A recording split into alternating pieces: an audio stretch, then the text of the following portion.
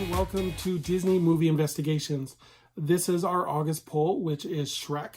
And for those of you that have never joined us for these videos, what they are is we take a Disney movie, or in this case, a non-Disney movie, and take a deep dive investigation, and we look at its past, present, and future. So this video today is the winner of our August bonus poll, and it is Shrek. So this is case file number 1701, Shrek. So this movie was released on July 17th, 2001, and it was directed by Andrew Adamson and Vicky Jensen.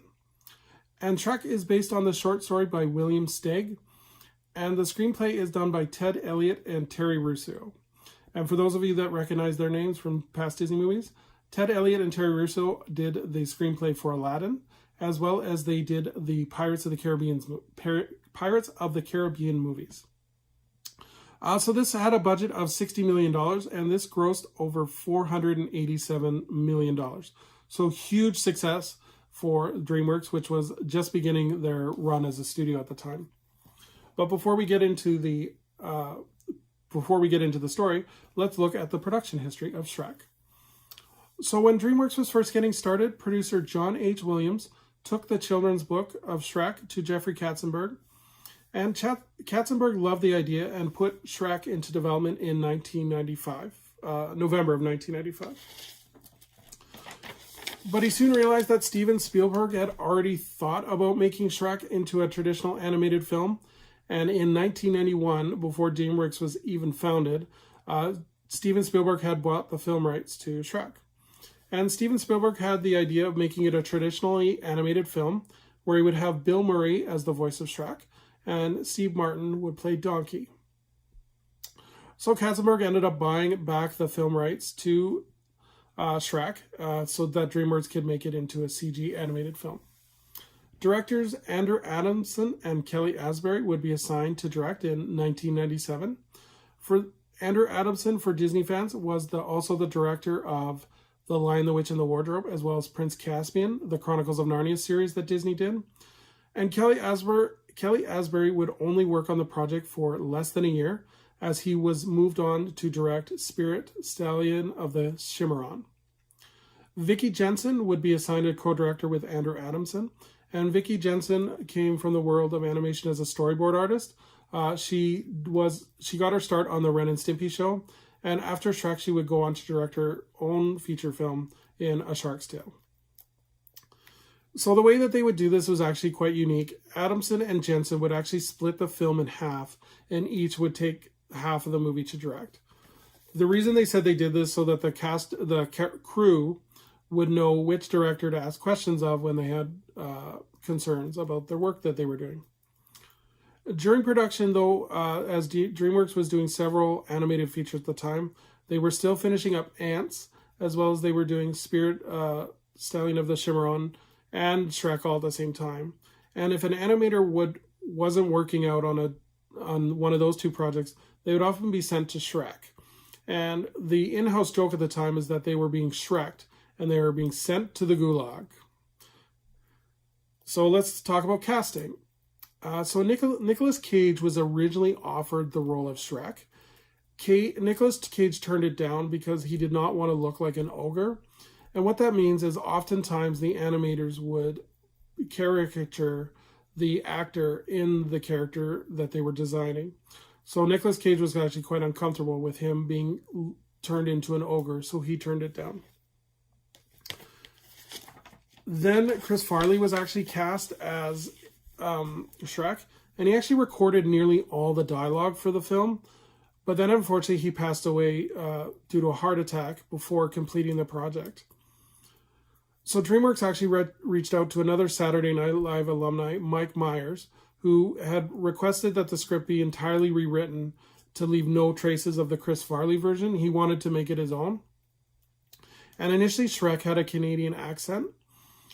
And then during the record one day, Andrew Adamson suggested that he try Shrek with a Scottish accent, similar to the previous film that Mike Myers has used as a Scottish accent. And so Mike Myers used the same Scottish accent that he used in the previous films, and Jeffrey Katzenberg and Andrew Adamson loved it. And so from that day forward, Shrek was now Scottish. Janine Garofalo was initially planned to be the voice of Fiona, and she was actually hired. For those of you that don't know who she is, she was the bowler in Mystery Men, and she does a lot of Ben Stiller type movies. She was fired for unknown reasons. She even says in an interview they just fired her. They never gave her a reason. Cameron Diaz was ultimately cast as Princess Fiona, and this was before Something About Mary came out or Charlie's Angels. So Cameron Diaz was a relatively unknown at the time. And then rounding out the cast is Eddie Murphy as Donkey and John Lithgow as Lord Farquaad. So Shrek was originally set up to be a live-action / computer-generated animated movie, and they were going to do motion capture, most like, if you remember from our previous videos, A Christmas Carol starring Jim Carrey. And they did this work for about 1.5 years on the film, and a test screening was done for Jeffrey Katzenberg, who makes all the decisions on this film. And Katzenberg viewed the footage and he said it looked terrible, it didn't work, and it wasn't funny, so they scrapped the entire thing. In 1998, the film was switched to computer animation with partners of Pacific Data Images. In terms of the music, the score was done by Harry Gregson Williams and John Powell. And this film was quite unique at the time because most animated features were combined with scores and musical numbers. And this was actually different because they incorporated pop songs such as All Star by Smash Mouth, as well as Smash Mouth did a cover of the Beatles' I Am a Believer at the end of the film, which was one of the signature songs for this movie. This song also makes fun of a lot of different things. There's different cultural references, many references to Disney. So the first one is when Donkey is hit with pixie dust from Tinkerbell. He claims Peter Pan is seen there and he says, I can fly, which is obviously a Disney reference to Peter Pan. Dumbo as well makes a reference. Donkey says, when you see a house fly, you've seen a horse fly, but you've never seen a donkey fly. That's a reference to the Dumbo song, When I See an Elephant Fly. Fiona is also singing to a bluebird in one scene, and that's obviously a reference to Snow White. And then when at the final transformation scene, spoilers, Fiona is transformed into an ogre. That's the transformation scene is very heavily referenced with Beauty and the Beast. And then the Kingdom of Duloc is similar to Disneyland in style and design. And there's even a reference to It's a Small World. There is a scene when the puppets of Lord Farquaad are saying the rules of Duloc, and the design of the puppets are very similar to It's a Small World. The design as well of Lord Farquaad, this has never been confirmed, but the design is supposed to be a caricature of Michael Eisner, Disney's CEO at the time. Other cultural references is there is a reference to The Matrix, which was coming out at the time, as well as there is a reference to WWF at the time. And then there is also a reference to Riverdance at the time as well. So a lot of cultural references at this with this film, but at the same time it doesn't feel dated, because a lot of these times these animated films take cultural references and within 3 years it's just dated and it's horrible. But this one actually doesn't have that problem. So now that we know the background, let's look at the plot. So the plot is when a mean ogre named Shrek discovers that his swamp is being taken over by fairy tale creatures by this scheming Lord Farquaad, Shrek sets out with a very loud donkey by his side to persuade Farquaad to give Shrek his swamp back. Instead, though, a deal is made by Farquaad, who wants to become a king, to send Shrek to rescue Princess Fiona, who is awaiting the love of her life in a tower. Guarded by a fire-breathing dragon, Shrek goes out on this journey to rescue Princess Fiona. But once they head back from their journey with Fiona, it starts to become apparent that not only Shrek, an ugly ogre, begins to fall in love with the lovely Princess Fiona, but also Princess Fiona is hiding a secret of her own. So in terms of, now that we know the story, we look at the marketing of this movie. So this obviously had trailers leading up to it. as well, in addition to that, in May of 2001, Burger King actually created 9 candy caddies for all the kids' meals, each representing a different character, as well as Baskin-Robbins ran a 8-week promotion selling Shrek Hot Sludge Sundaes, which were a combination of cookies and cream ice cream, hot fudge, crushed cookies, whipped cream, and gummy worms. Kind of sounds tasty right now. Also, as well as they had a Shrek freeze frame cake, which featured Shrek and Donkey surrounded by sunflowers on an ice cream cake. Unfortunately, because this is a non-Disney film, Disney kind of didn't help the film in any way. Radio Disney was told that they are not to run any ads promoting Shrek on their stations. This probably came from Michael Eisner. It's a safe bet. This ruling was later relaxed to allow ads for the soundtrack album. But yeah, in terms of the film, they weren't going to be running any Shrek ads on Radio Disney. Shrek did premiere, though, at the 2001 Cannes Film Festival. And this was actually a huge deal for them because it was the first animated film since Peter Pan to be invited to this festival. In terms of home media, this film was released on VHS and DVD on November 2nd, 2001, and included a bonus short, Shrek in the Swamp Karaoke Dance Party.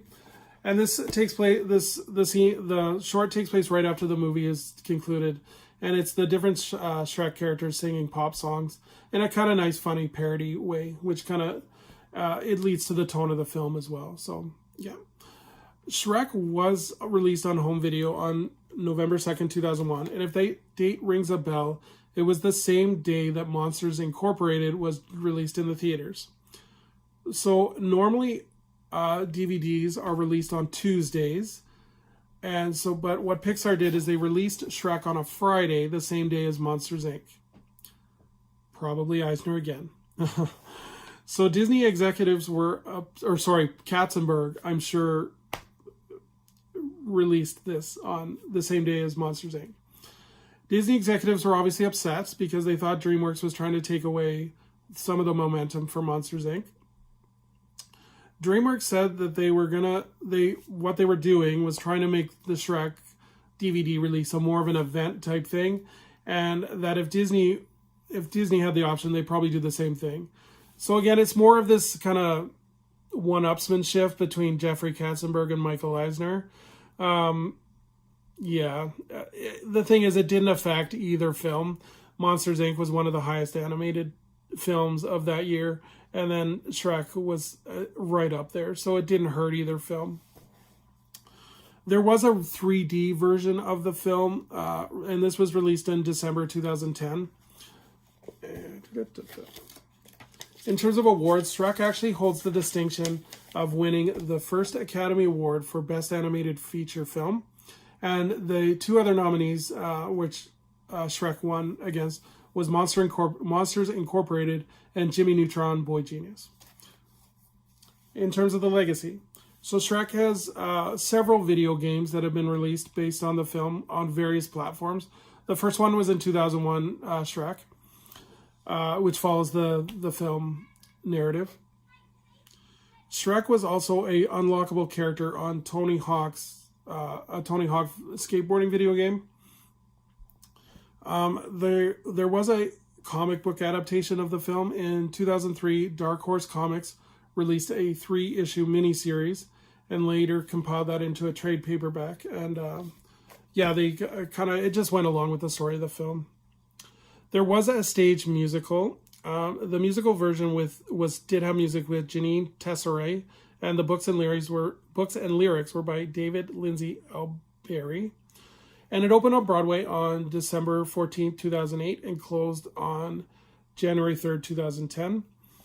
And then the Shrek musical is very popular, especially among community theater groups. I've seen it done through everywhere, everyone does Shrek the musical. High schools do a lot of it. So yeah, it's been a very popular musical. In terms of theme parks, this Shrek is everywhere in terms of different theme parks. There was a Shrek 4D film, which premiered at Universal Studios Florida in 2003. And this was a 4D theater experiences where the theater was interactive, as well as different elements were included into the feature. And the story takes place right after the first film and sees Lord Farquaad seeking his revenge on Shrek.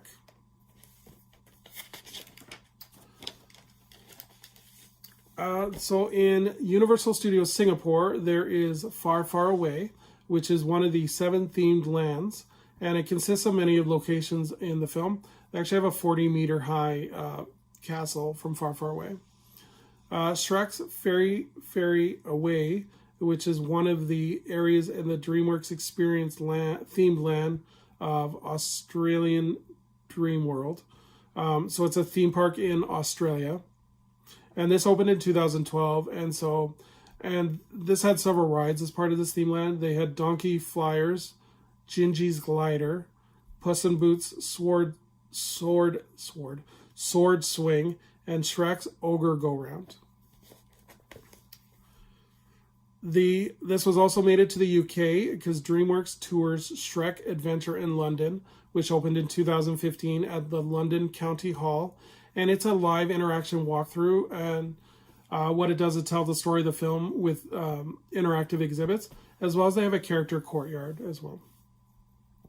Shrek's Soggy Swamp, which, say that 3 times fast, Shrek's Soggy Swamp, an area which is included in the DreamWorks Water Park in Meadowlands Sport Complex in East Rutherford, New Jersey.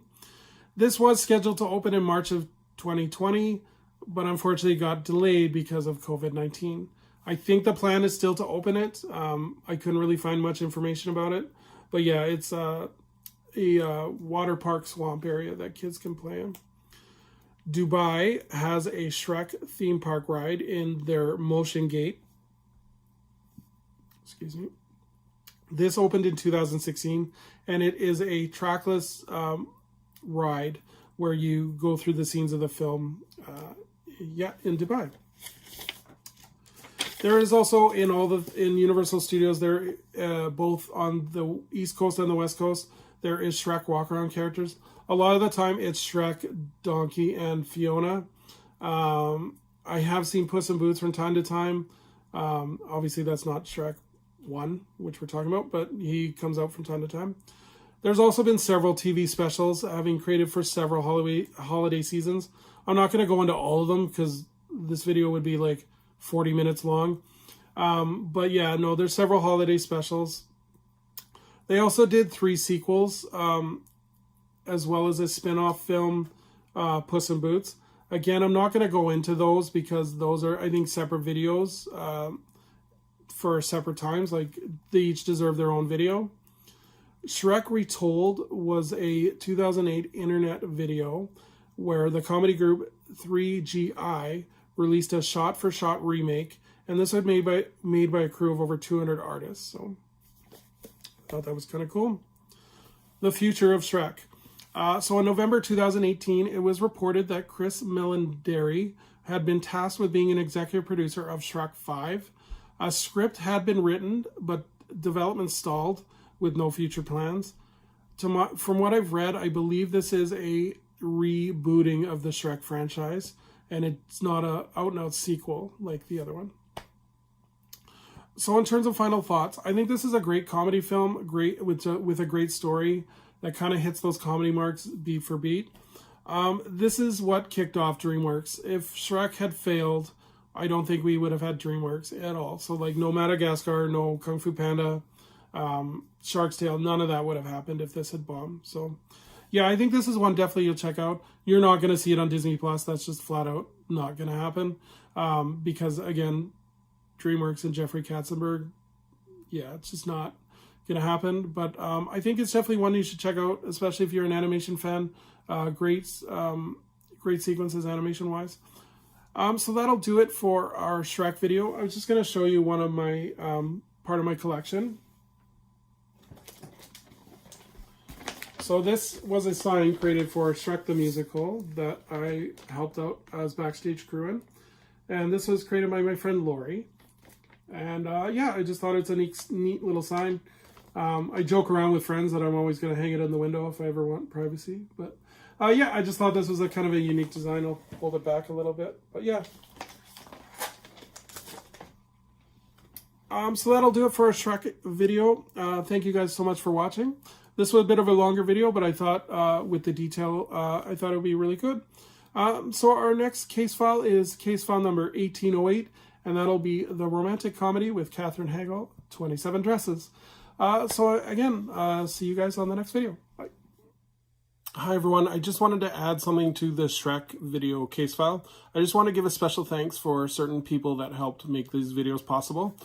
So first of all, I'd like to thank my DMI team. First one being Kate. Thank you so much for your awesome ideas and your creative support. The second one being Alexi. Thank you so much for helping me with the social media and as well as editing the videos. Thank you so much to Melanie for creating the bonus poll for this month, as well as, again, creative support. Thank you so much to Carrie for doing our logos. You can check out other work of hers at Nerd It Studio. And again, thank you so much for Sarah for this video. She was able to do an awesome intro for you guys. So thank you all very much for your creative support, as well as your keeping me going and chugging me along. But yeah, I just want to make sure that the people behind the scenes get recognized as well. So I hope you guys are having a great day, and I will see you on the next video. Bye-bye.